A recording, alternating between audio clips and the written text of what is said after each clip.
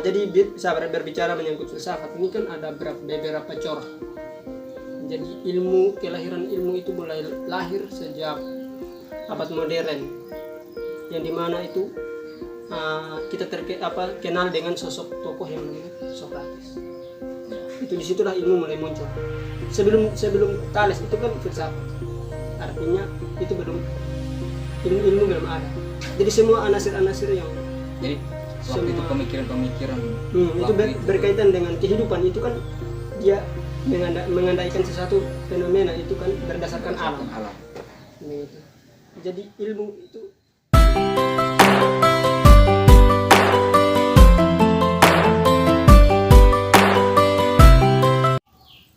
ya baik, kembali lagi bersama dengan saya.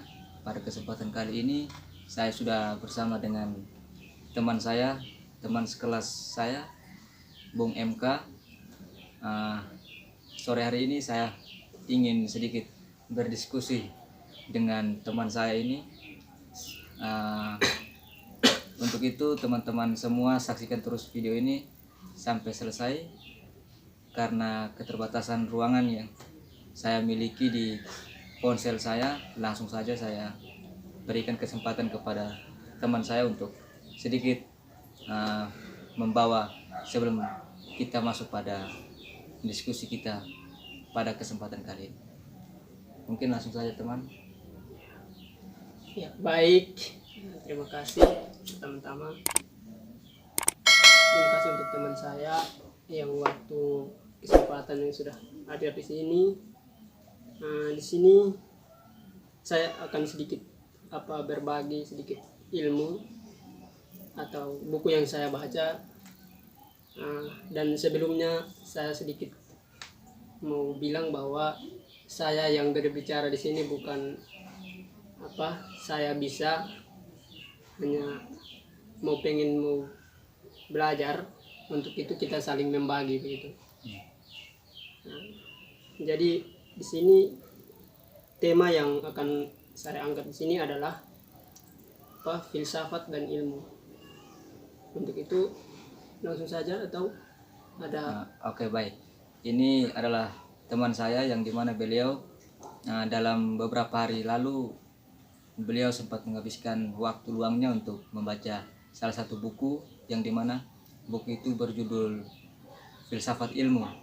Nah, di sini saya mau sedikit bertanya kepada teman saya terkait apa-apa saja yang sudah beliau baca pada buku Filsafat Ilmu itu.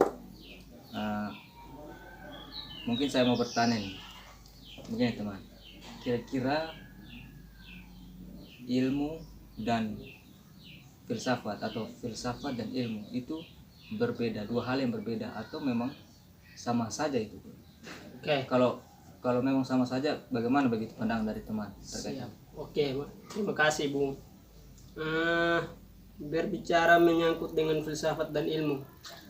Jadi filsafat dan ilmu ini saling keterkaitan. Artinya kelahiran ilmu itu tidak terlepas dari peranan filsafat. Begitu juga perkembangan ilmu itu ada sebelum perkembangan ilmu itu adanya filsafat. Artinya filsafat adalah sebagai utama sehingga ilmu-ilmu itu berkembang itu dari filsafat. Gitu. Contohnya dulu pada bangsa-bangsa Yunani kuno itu mereka selalu menganalisis fenomena alam, realitas yang terjadi itu bukan mendokumentasikan tentang ilmu, tentang logos, tapi mereka selalu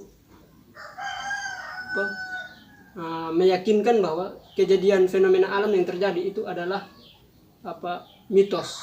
Jadi mitosentris dulu itu. Itu kalau dari segi filsafat. Ya, jadi dari segi filsafatnya itu. Jadi terus hadirlah seorang tokoh dari Yunani. Yang pertama itu mungkin teman tahu, Thales namanya. Thales. Thales. Sehingga dia dijuluki sebagai ya bapak ilmu lah, bapak filsafat. bapak filsafat. Filsafat karena dia yang kemudian pertama kali dengan pandangan dia bahwa semua kejadian yang di alam itu fenomena kehidupan yang terjadi di alam itu yang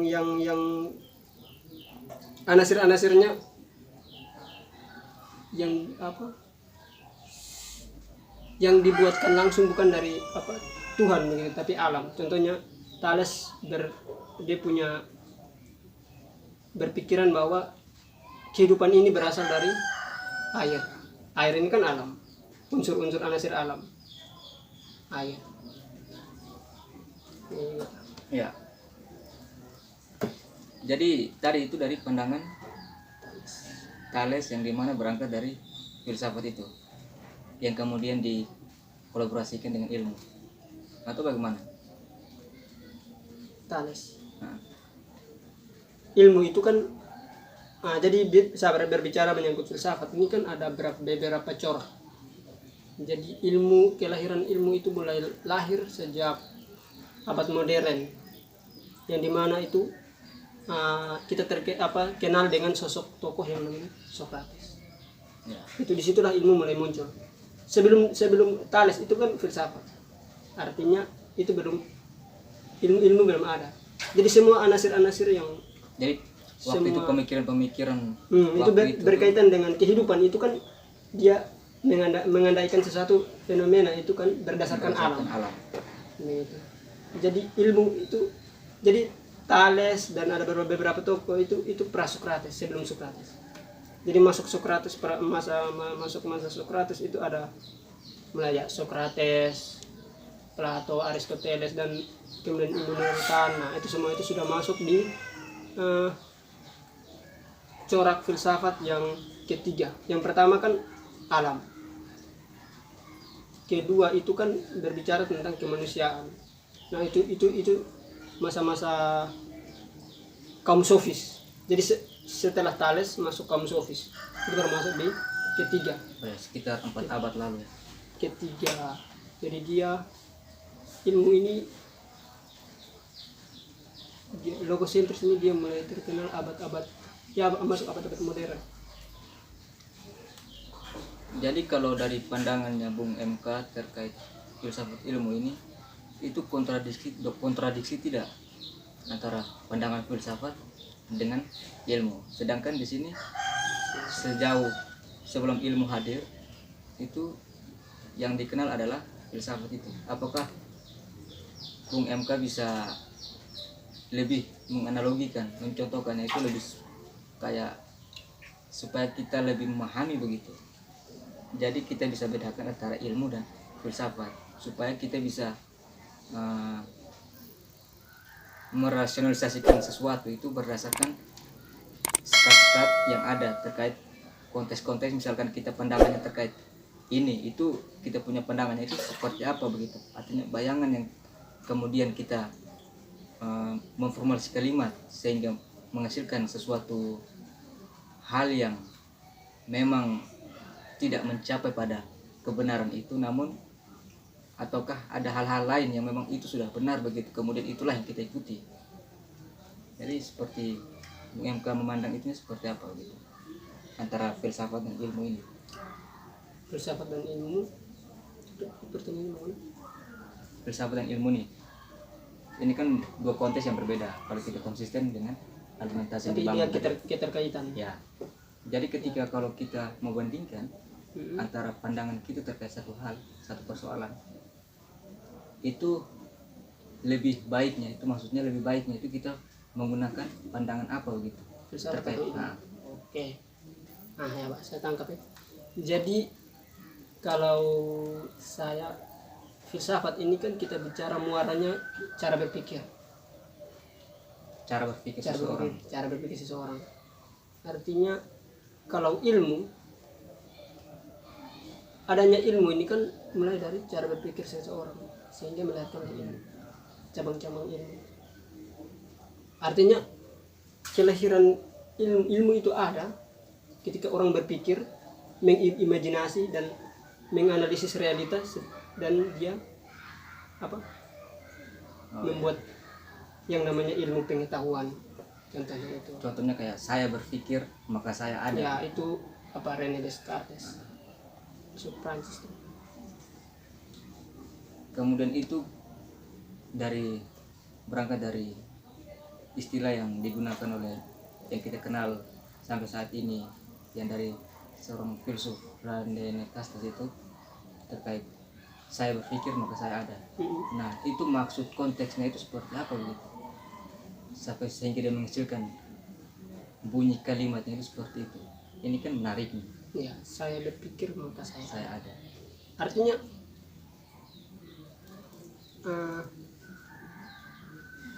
saya berpikir maka saya ada.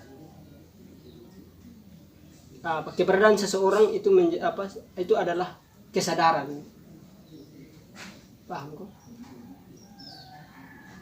Ya teman-teman yang kalau memang ada tambahan sedikit sanggahan atau mau menanya-nanya sedikit, tinggal teman-teman tulis di kolom komentar. Ya. Jadi tonggak keberadaan itu adalah kesadaran. Kita sadar bahwa kita ada. Artinya keberadaan kita inilah yang mencari akan ada itu tadi. Ada itu apa? Itu kita cari. Jadi kesadaran yang kan begini.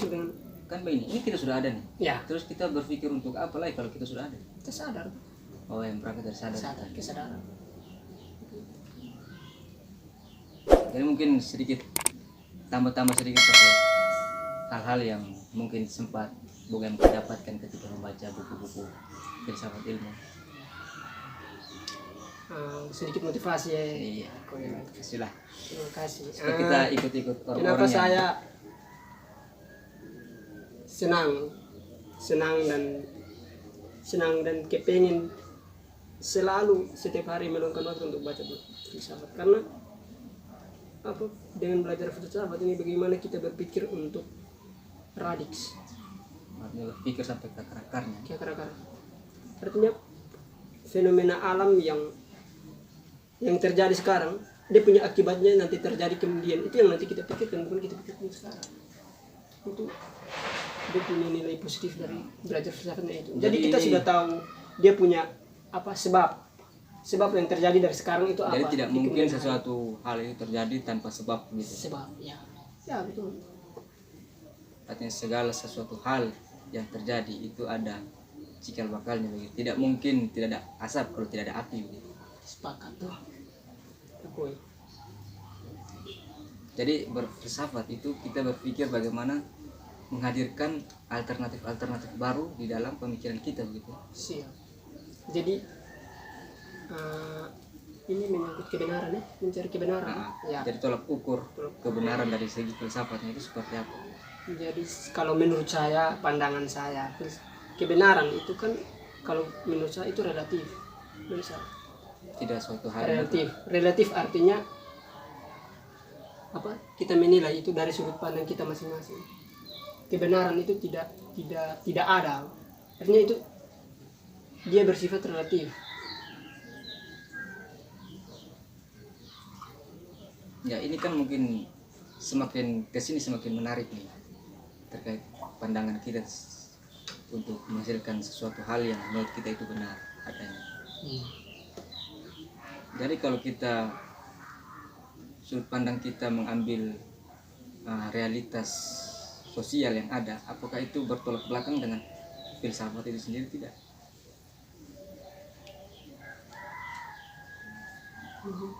Terkait fenomena alam yang terjadi. Kalau memang kita berangkat dari sebab akibat, sebabnya itu apa dan akibatnya itu apa terkait fenomena alam ini. Contohnya saja kayak hewan nih. Nah, secara garis besarnya kita tahu pembeda antara hewan dan manusia itu kan adalah pola pikirnya itu tadi. Sore. Jadi artinya hewan pun dia bukan tidak berpikir, dia berpikir karena dia ada begitu. kalau hewan Sabar-sabar begini. begini sahabat-sahabat, sebelum abang bilang ke saya, hewan dengan manusia itu, kalau saya menganalisis berpikir, artinya revolusioner cara berpikir, artinya terus bergradasi, berkembang naik itu. Artinya hewan ini dia bukan berpikir. Dia kalau berpikir, kenapa dari dulu sampai sekarang, kalau contohnya rumahnya sangkar, kenapa tetap sangkar terus? Kalau dia berpikir kan dia punya bergradasi berpikirnya berkembang. Artinya rumah dia sangkar bisa jadi apa? Saya Itu tangkap. kan, Jadi kesimpulan yang jadi manusia yang berpikir, hewan tidak bisa berpikir. jadi pembeda antara hewan dan manusia itu akal tadi. Oh, oke, saya tangkap. Jadi begini. Mungkin kesimpulan yang bisa saya ambil di sini yang terkait konteks ini yang berpikir ini, itu kenapa sampai sehingga hewan, kita ambil contoh burung, dia membuat rumahnya di pohon-pohon itu dari dulu kala sampai saat ini pun tetap sangkarnya Artinya itu dia tidak tetap, berpikir. ya artinya tidak berpikir. Namun Mencari dengan makan. bagaimana kita cara pandang kita pun tetap bahwa itulah bentuk dari pola pikirnya dia itu tadi, sehingga sampai menghasilkan rumah itu tadi. Jadi kayak seolah-olah terbatas begitu pemikiran atau akal yang dimiliki oleh hewan itu tadi dengan manusia. Artinya manusia punya pola pikirnya itu sudah satu tingkat di atas hewan begitu. Pemikiran yang dimiliki oleh manusia dan pemikiran yang dimiliki oleh hewan itu sama-sama mempunyai pemikiran, namun yang dimiliki oleh hewan itu terbatas begitu, yang kemudian tidak bisa menghasilkan alternatif baru, tidak bisa berkembang. Kalau manusia kan revolusi dulu, contohnya dulu kita dulu kan hidup alang-alang dulu Ya. alang-alang, terus kemudian peradaban terus maju, terus mulai yang sekarang mulai ganti. Itu kan manusia mulai berpikir. Jadi yang dimaksud dengan berpikir adalah evolusi. Terus memikirkan kemungkinan yang akan terjadi. Ya, jadi hewan itu memang dia berpikir tapi dia terbatas. Tapi itu kalau menurut saya secara pribadi itu bukan berpikir, itu insting sebenarnya. Bagaimana dia mendapatkan makanan, itu insting. Itu bukan berpikir. Gue bisa paham insting dan berpikir ya. Tentu memang panjang lagi nih. Jadi insting itu kan cuman contohnya di sana ada goreng ikan. Ini saya contoh kasih anjing di sini. Dia bisa hirup baunya ikan. Nah, itu insting sebenarnya. Yang berangkat dari dia punya ini anggota fisik yang ada di melekat dalam hidup. Itu insting, bukan berpikir. Kalau berpikir beda. Berarti insting dan berpikir itu dua hal yang berbeda. Kalau manusia ini punya berpikir, dia punya insting juga. Nah, mungkin itu yang membedakan. Manusia punya dua, berpikir dan berinsting. Kalau hewan hanya berinsting saja. Seperti saya kasih contoh tadi, kalau hewan berpikir mungkin ya setidaknya dia punya rumah juga pasti ada berubah lah. Jadi itu berpikir dan berinstingnya begitu. Ya, baik teman-teman. Sedikit dan banyaknya itu kita sudah mendengar dari Bung MK terkait filsafat dan ilmu ini. Mungkin kesimpulan yang bisa saya ambil pada kesempatan diskusi kali ini, kita dilahirkan di muka bumi ini bukan tidak ada tujuan, namun ada tujuan tertentu yang itu ranah internalnya Tuhan begitu. Artinya kita sebagaimana yang sudah dikutip tadi terkait pemikiran-pemikiran yang melekat dalam diri kita begitu. Kita terus berusaha berpikir menggunakan akal sehat kita untuk bagaimana kemudian kita menghasilkan pandangan-pandangan lain terkait persoalan yang kemudian kita hadapi. Mungkin seperti itu. Terima kasih. Salam, selamat sore. Sampai ketemu lagi di video berikutnya.